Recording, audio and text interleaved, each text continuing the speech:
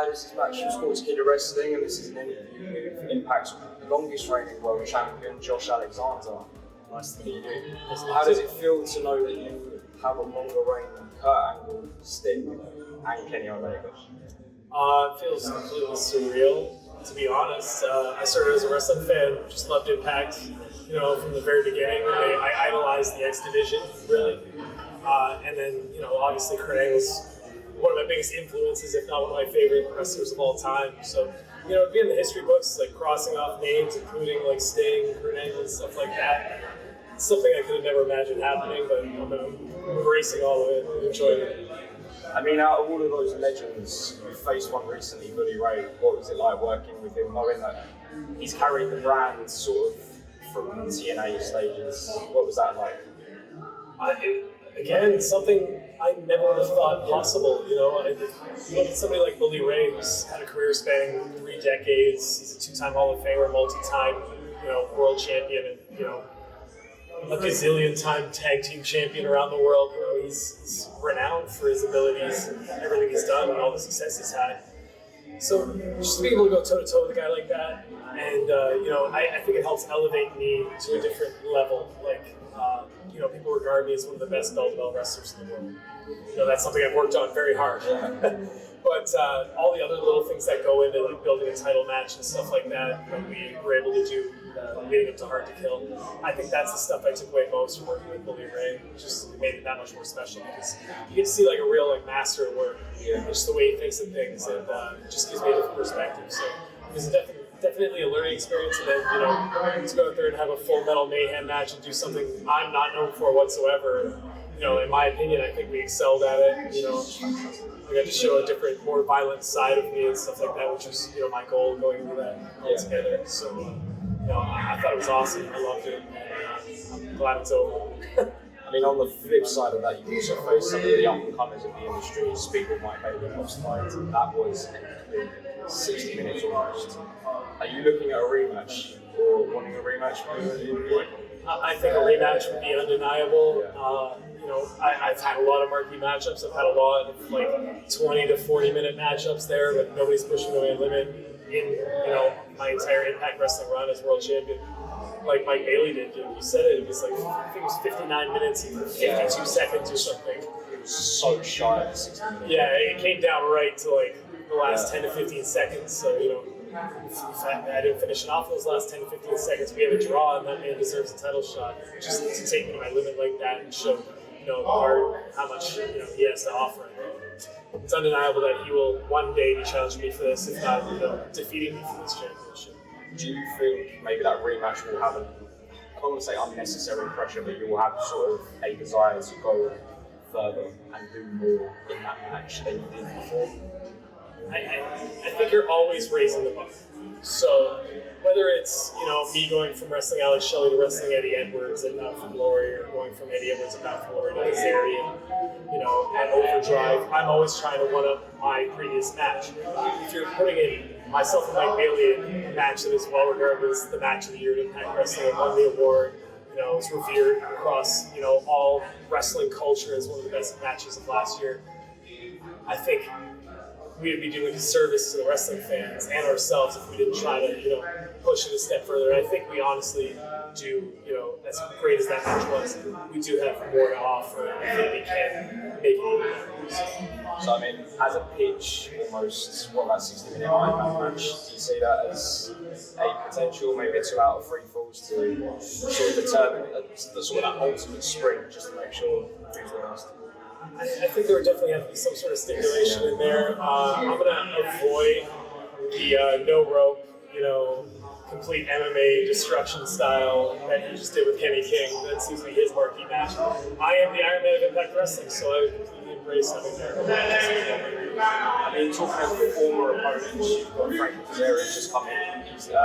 When you faced him, he was kind of sort of one thing Impact, one thing AEW.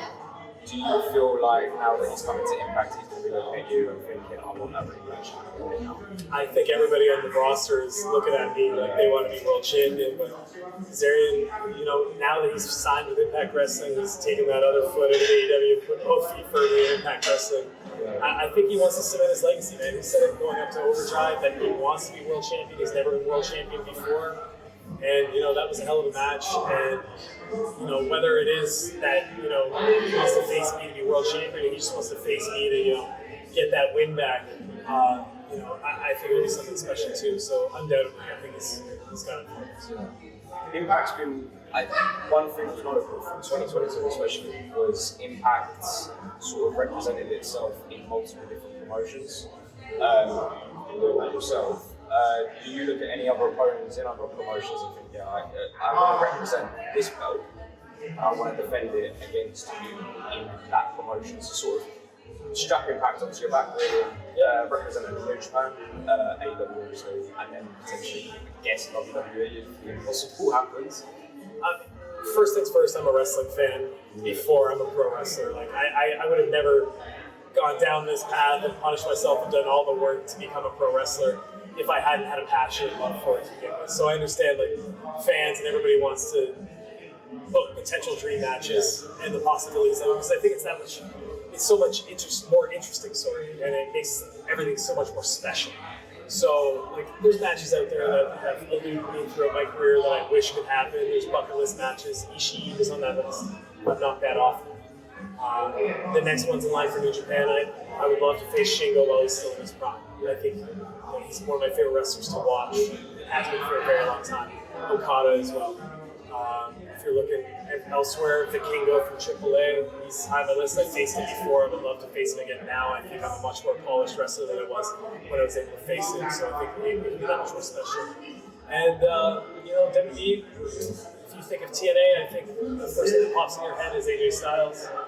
I think soon, if not already, when you think of Impact Wrestling, you might think Josh Alexander. So I think that dream match of the old guard TNA, the AJ Styles, the one that took this company to the heights I've never seen before, against me, somebody that's walking around the world with this championship, with that Impact bumper sticker on my back, championing this company all over the place. That's a match I would love. And the one is just to find out who the best Canadian active wrestler is in the world right now. I think myself and Kenny Omega would be something special. That would be amazing. We talk about Josh Alexander, the singles wrestler. He was a tag team wrestler before. Is that something you're looking to go back into eventually? Like, obviously, eventually, you may drop the belt.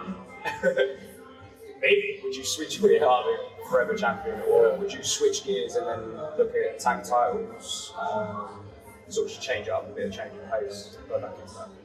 I haven't really given it a lot of thought because I put all my chips in the one basket of defending this championship and trying to hang on to it as best I could. Like, you're gonna have to kill me to take this off me, but the one thing that's kind of bothered me is that I'm in the history books as longest reigning tag team champion. I'm now in the history books as longest reigning world champion.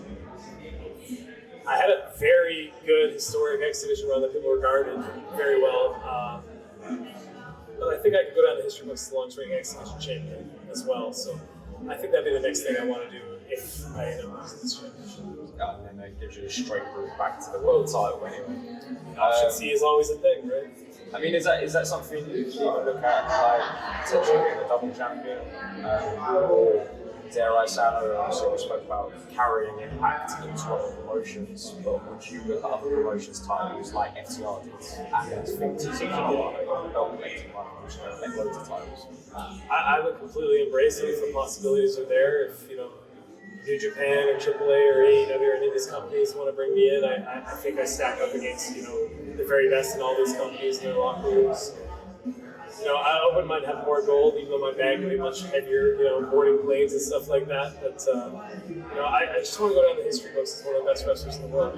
That's why I've worked so hard to get where I'm at, and I want to champion Impact everywhere I go. So I think I would just bring more exposure to myself. So with that in mind, sort of you wanted to be the best wrestler in the world. What do you consider makes you the best wrestler in the world? Is it the best matches? Some consider it the money you draw. What do you say would make you the best? I think there's arguments on both ends that are valid. For me, I think the thing that makes a great world champion is consistency and dependability. So when I look at, championship runs, memorable things for me as a fan, I think of guys like Bret Hart, who could get in the ring with anybody from any style. Like, remember when he won King of the Ring? He defeated 1, 2, 3 Kid. He went one-on-one with Mr. Perfect, defeated him, and then main event. All in the same night, faced Bam Bam Bigelow. Like, 3 completely polarizing, different kinds of wrestlers, and he had amazing matches with all of them. That's something that I think makes a great world champion. Just the dependability and consistency to go out there at any moment's notice and have an amazing match. So do you have that desire to expand your skill set as well? So sort of, when wrestlers talk about maybe they go to the Japanese territories in Mexico, they're looking to expand their repertoire. Is that what you hope to do? Because obviously, you're kind of similar to Kurt Angle in a sense. You have that amateur style as well. Obviously, you wear the headgear and stuff like that. But those comparisons come out that you maybe want to get more into the acrobatic sort of wrestling, or like you said, the hardcore style of wrestling, like go to GCW. Yes and no. Like I have not much interest in becoming more acrobatic or anything like that. I'm at a point in my career where I'm very comfortable with where I'm at. I've had a lot of success with where I'm at. And there's people that can do it much better than me. You've already mentioned Mike Bailey, Bill Ospreay, all that stuff.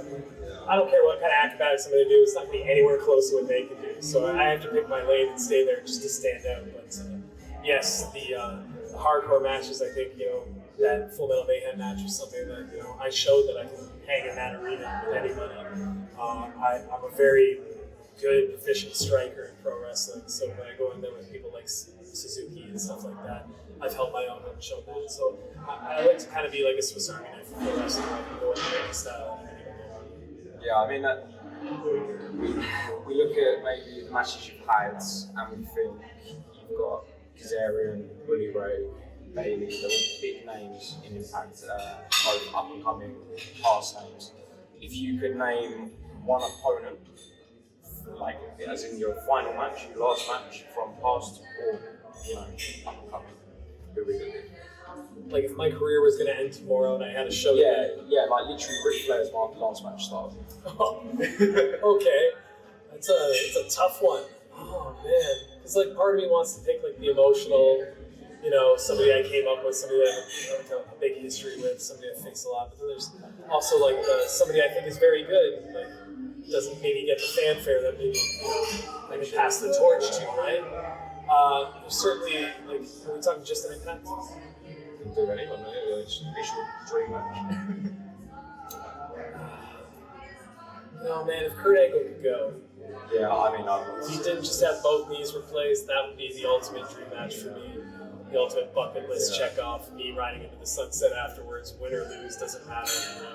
That would be it. But if I could pass the torch to like an up and coming pro wrestler, it's a tough argument not to say Mike Bailey, as much as we've already said it. But a year before he signed, I did a show with him in Independence, and Scott D'Amore was there. And I cut a promo after the match. It wasn't scripted or anything. I just grabbed the microphone and said, Scott D'Amore signed me 2 years ago in this very ring. He said I was the best unsigned talent in the world. That's not true anymore because I'm signed. You are the best unsigned talent in the world. Now, luckily, Impact signed him, brought him in, and you've seen this explosion that's happened with Mike Bailey just over the scenes. I think he's going to be something special for like decades. I mean, Impact in general is kind of experiencing its own form of resurgence in general. Obviously, the pandemic hit it hard. Kenny did a lot to sort of promote it with his belt collecting line. And now you're carrying the brand.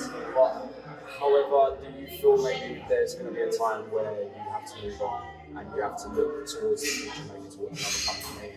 Or, recently cross over to different sports. Have you ever considered this beyond the Impact?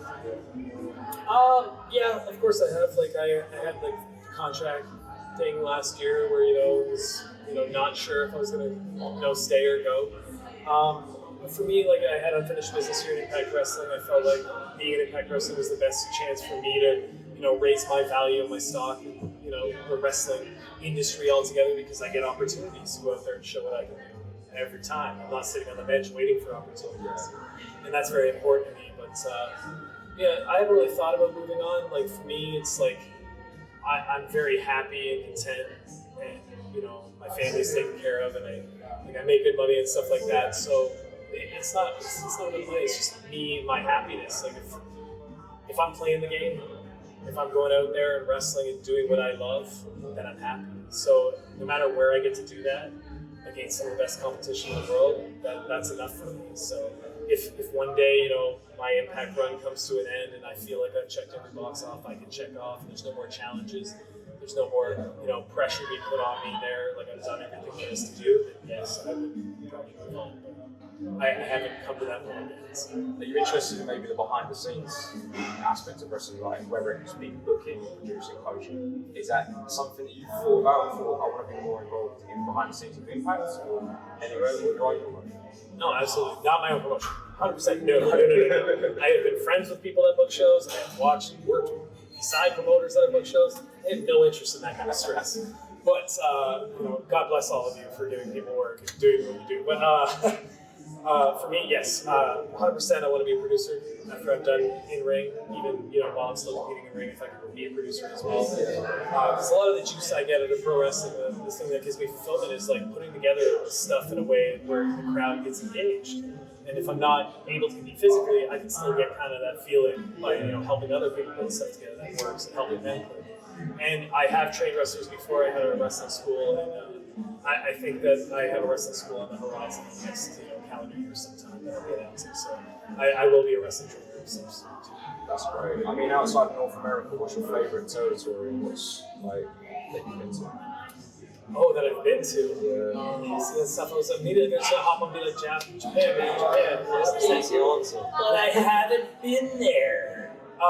Which shocks everybody that's ever asked me, hey, have you been to Japan? No. Oh, you do great over there. Oh, thanks, Carl Anderson. Thanks, Alex Shelley. I think so too. But it might happen this year actually. I like the scene out here in the UK, to be honest. I was a big World of Sport fan when I got into wrestling. Fit Finley, Rollerball Rock, watching Owen Hart come over here in the early Dynamite Kid matches, stuff like that. I just think it's a completely different style of pro wrestling. That's a lot of the reason why I think I like John Grisham so much, because out of everybody in all of pro wrestling, I think John Grisham's the one that's kind of carried that style forward. Very sporty side of wrestling. Yeah, exactly. And I'm a big fan of the UK scene and stuff like that. So I think you have a lot of talent here, and I hope the Impact can come here soon. Just do this. I mean, you mentioned Gresham just then, and I've always kind of had that as my dream match. You, Gresham, 2 out of 3 falls. Is that something you're looking at and thinking he's going to want me at some point? So, I'm standing in the back, and Jordan Grace is one of my best friends. Also, John Grisham's wife. Spoiler, I think it would be. But I'm standing in the back, and I usually watch the entire show, right, with all the producers and stuff like that, because I just want to know what he's doing. And John goes out for his first match after signing with Impact Wrestling. He gets through like his 6-minute match, and the pin happens, and he celebrates. And I turn to Jordan and go, "Well, that's the guy I'm going to have another hour-long match with next year." Because I feel like every year now it's TJP and it's Mike Bailey. Like I feel like they're going to look for the next one. I think the easy pick is John. It'll be amazing when it does happen. So I mean, as you said, you're the best sort of bell-to-bell wrestler. Can't ignore the massive elephant in sort of the wrestling group and as the bloodline. They're more into the storyline aspect. Is that something you wanted to get into? Is less maybe intensive wrestling when you're older and starting to feel the pain a bit more. And you thought to yourself, maybe I should start getting into the storytelling, maybe the sports entertainment side of wrestling similar to that. Yeah, and I think even now, even regardless of me physically being capable, while I'm in the ring, I think like the bully stuff really highlighted that you can build a match and put the sports entertainment end on it. That really makes it special when you go out there and deliver. And then you go out there and you deliver like the kind of hard hitting, intense style wrestling I do, and that's just the cherry on top that pays it all off. So I think it makes it that much more special. And I'm all for it. Just for me, wrestling's all about moments. It's all about when I think about stuff that sticks out of my head. That I remember, that are memorable. Yes, I remember matches because I've seen so many of them, but really it's like Kurt Angle's debut when he came out and he headbutted Samoa Joe. Samoa Joe's face as he rises to the just like that storytelling portion of just like the debut. Like I got goosebumps just talking to you about it. That that stuff sticks out. Those special moments, and like I want to be a part of moments like that stick with wrestling fans' minds for I mean, Joe's another name again. He's done current 10. He's got 2 belts. And a former Impact. You look at everything. Right. You know, is that something that maybe you've had discussions about with someone, or is that something that's on the bucket list of opponents? 100% of my bucket list of opponents. I faced Samoa Joe. I was lucky enough in between his Impact run going into WWE, where he was on the independents for 6 months. I wrestled him twice during that period of time. Amazing. I learned so much just like that. He was so like caring. Like they say, never meet your heroes and stuff like that. Couldn't be like more opposite when you meet Samoa Joe, because he was just so caring and nurturing and wanted to teach me and help me along. And I took things away from it that, you know, have benefited my career and gotten to this point here that I still use to this day. But now, making the step with him anytime in the future, now, when you're talking about 2 top guys, you know, it's not, I'm into the learning tree anymore, it's we're going toe to toe. And I think that means something more special. Well, I mean, wrestling's about stories, and that in itself is a story. You faced him when you were cutting your teeth in the ring, and whatnot. Would that be a match you'd want inside Impact, or would you go over to Ring of Honor or AEW to maybe pursue that match with you? My first pick would obviously be Impact Wrestling. I wanted to happen under that umbrella and that banner, but wherever it may happen, you know, if I have that Impact bumper sticker on their backstory, you know, it doesn't matter. I mean, you was involved in Ring of Honor.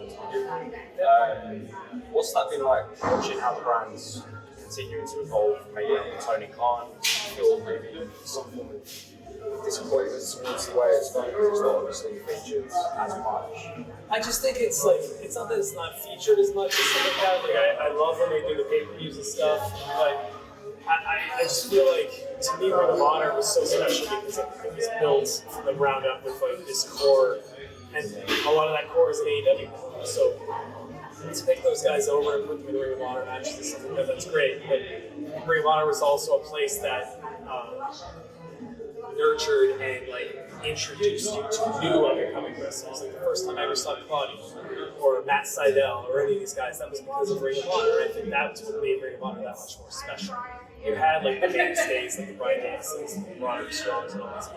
You also had these new discoveries that would come in there and blow your mind. The Davey Richards, the first time you see it, and stuff like that. So I hopefully like they can do that, and it's a way to cultivate big talent, give them exposure. For me, it's just like there's so many belts. I just can't keep up anymore. Yeah, it can get nauseating. I mean, when it comes to building brands, like you said, and moving up and coming, is that what you're looking to do with your reign and sort of, because that's it, you've got left in the moment, so are you looking to do it with Impact, maybe make an Impact on the ring or the new playground where you can watch it and go, oh look, that's a new guy. What's that like? Yeah, absolutely. Like the Mike Bailey match, that match was my first opportunity to try to make something.